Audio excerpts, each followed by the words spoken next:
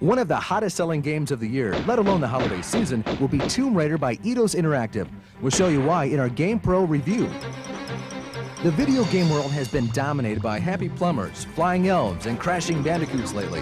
Cool games, but not very mature. Meet Lara Croft, that star of Eidos Interactive's eagerly anticipated Tomb Raider. Don't let her good looks fool you. She may be the toughest, most resourceful adventurer to ever run, jump, shoot, or backflip across your TV screen. The story of Tomb Raider is set up at the beginning of the game, when Lara is hired by a woman named Jacqueline Nadala to recover an ancient artifact of considerable power. There's this little trinket.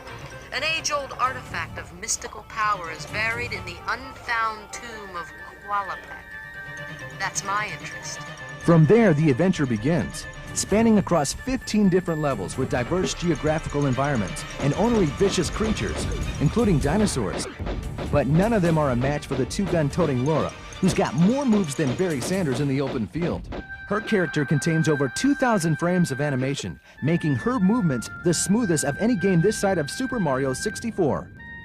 The designers at Eidos knew that getting used to controlling Lara would take some practice, so they provided an extra level set aside to do just that.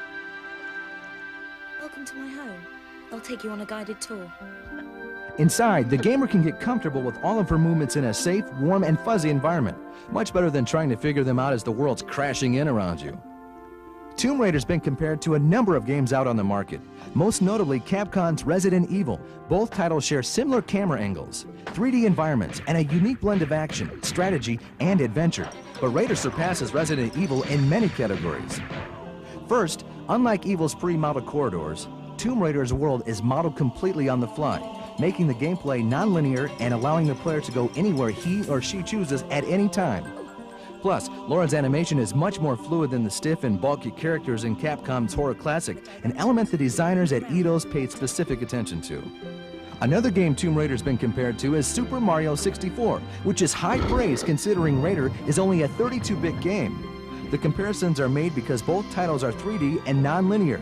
Both Mario and Lara inhabit huge worlds, and both characters are required to think and solve problems in order to be successful. But the action in Tomb Raider is much more immediate than that of Mario's and definitely more adult. Bottom line, Tomb Raider allowed all of the other platform games a 2 to 3 month head start, but now jumps into the race as a winner and could possibly end up beating Mario 64 as the video game of the year. So if you're looking for some hot action from a tough and sexy woman, check out Tomb Raider. It will be worth your while. Now I'd better take off these wet clothes.